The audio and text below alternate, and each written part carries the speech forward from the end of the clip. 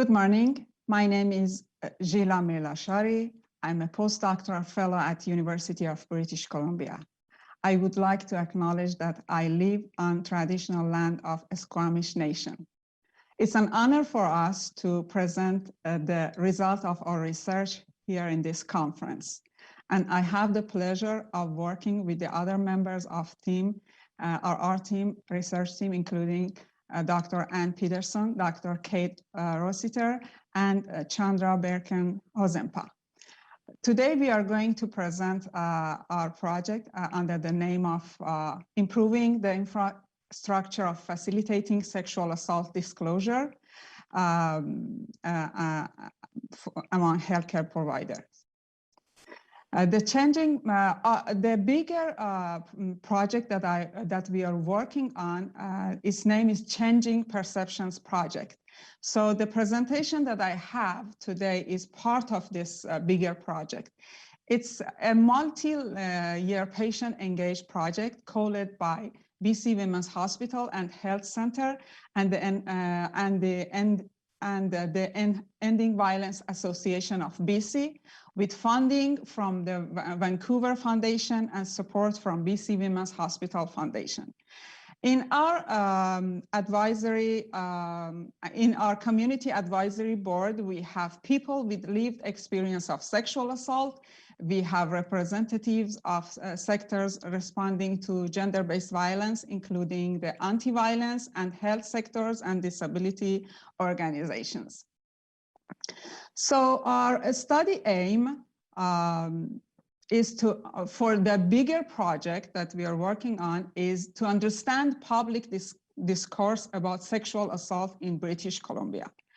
And we gathered information from different groups, including, for instance, we had focus group with sexual assault service providers. We had individual interviews with health leaders through and we had individual interviews with survivors as well. So in this particular presentation, we are sharing the findings from interviews with survivors. And the aim of this part of the study is to explore survivors' perceptions about how to create safer environment for facilitating sexual assault disclosure in healthcare setting.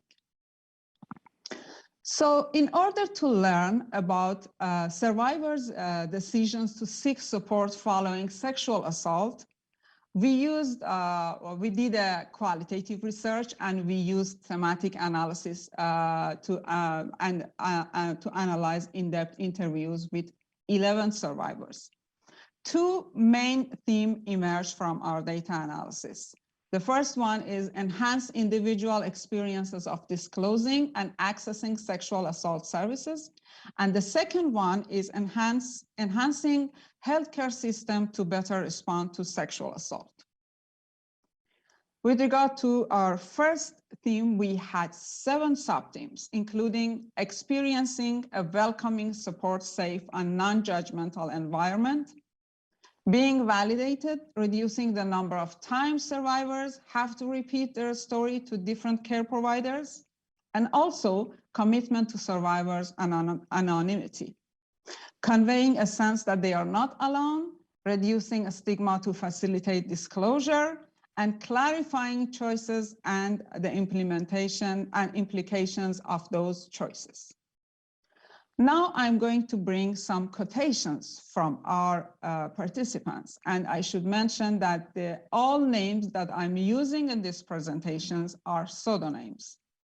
For instance, Kate, she visited a doctor in a walk-in clinic, and she stated that she was expecting a welcoming, supportive, safe, and non-judgmental approach at walk-in clinic. However, she shared a completely different experience with us. She said, I had clear bruises around my neck, and then she knew the doctor. I was having a panic attack, and I could still feel his hands around my neck.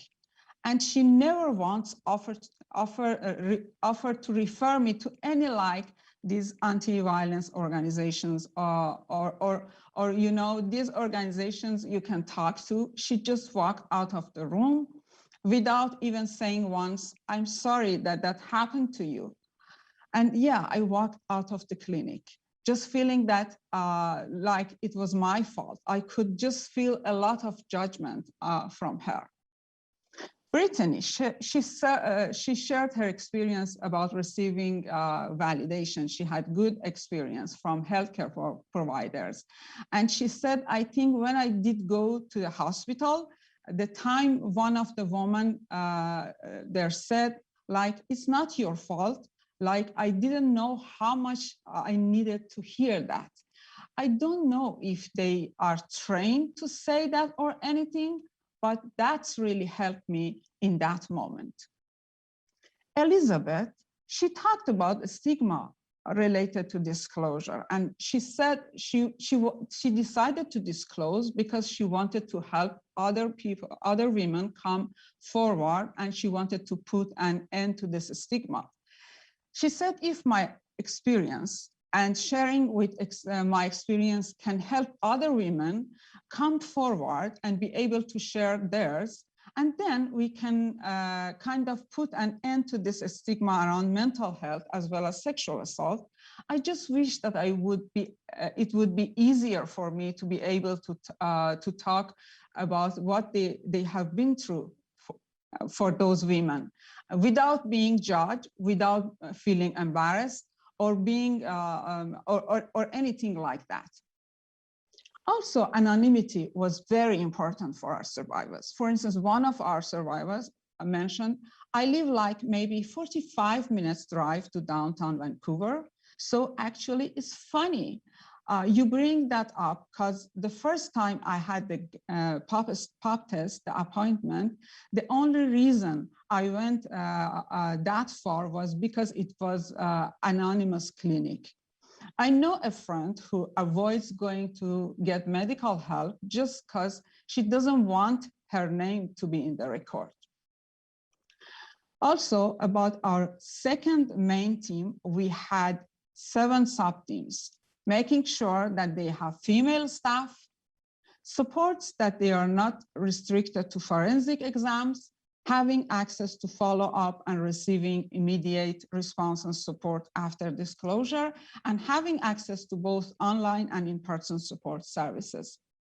Moreover, more trained healthcare providers, raising awareness through providing appropriate information, and finally, reducing the wait list for therapy sessions.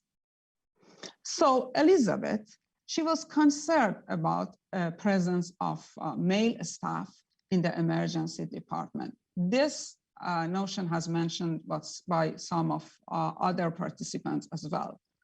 And she explained that it was hard for her to talk about the experience of sexual assault with male care providers.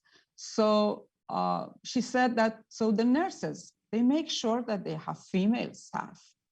It was harder for me to talk about things in front of a male. So I had to ask for a female. So for situations like this, I think it would be beneficial to have females kind of be the first to just, because men can be a little intimidating after an event like this.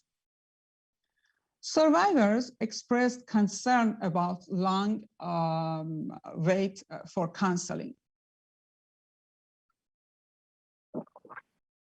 For instance, Bella, she said that the barrier is just timeline, waiting a month to get to see anyone, like counseling. And she said that sexual assault happened at the beginning of the month, and then I got in by the end of the month. And Janice, she said that you can also do it through violence against women against violence against women. But then there's like sometimes a wait for their 9-month therapy program. If there is a year wait, like you don't know what's going to happen in that year. And they were mentioning that during this long wait time, some of the women might be disappointed, or they might forget about asking, seeking for help. Sarah also mentioned that the focus of the support that she received was forensic exam, and Elizabeth stated that she received event-focused support. And according to the experience of our participants, what one could understand, one could see the dominance of biomedical approach in our healthcare system. For instance, Sarah was expressing like her experience at the hospital was quite neutral. And Elizabeth, she said that once you go through the system and you've got to deal with it through medical system, it's the aftermath that doesn't really get looked at, as well as the actual event itself. So you go in, you get the hospital staff, and they are great, and they treat you well. But then you go home, and then you have the mental stuff, and you have to deal with that mentally as well as physically for the next little while. And they don't really teach you anything or give you any sort of help that, that help you be able to process these things. And Kate mentioned that she expected a more holistic approach. The participant, they are telling us that they expected something more deep, more, let's say, compassionate care approach in the support she received at the hospital. She said, it doesn't mean just like DNA collection or hair collection or semen collection. If they can't provide care for people who have been sexually assaulted, they need to refer to other organizations that can. Also, Nancy, most of our participants, they believe that sexual assault should be considered as an emergency situation. And the person who has been subjected to sexual assault deserves to receive immediate support after disclosure. Nancy shared her experience like this. She said, but for somebody to report a sexual assault or to walk through emergency and say, I've just been sexually assaulted, it takes a tremendous amount of courage, and they deserve the support immediately that they require, because a lot of people that didn't have support, that didn't have someone to look after their kids, might be turned around immediately. And it is why people don't report. And I get reminded of this every fucking day of why people don't report. Because if I didn't have the 10 people that are holding me up and holding my kids up and everything like that, I wouldn't have ever reported it, let alone progress charges. And also, some survivors, they believe that healthcare providers, they need more training. They mentioned that, for instance, mandatory training for doctors on how to support people that come and disclose. And also, most of our participants, they had very helpful suggestions for us in order to, how to improve the existing situation of our healthcare system with regard to sexual assault. And with regard to general lack of awareness about sexual assault, Molly suggested, I just think that, like, for example, we in school, I remember in grade 3, we had dentists come and show us how to brush our teeth with a massive plastic mouth. And then we had nurses come and check us for lice, and we had people come and talk to us about sexual assault, sexual health, sorry. We even had a really good one in grade 10, but never touched on consent. There was nothing around if you have experienced sexual violence, what should you do, or what can you do, what are the choices, what's the medical repercussions from it, and what's the consequences if you do this or do that or you don't do it.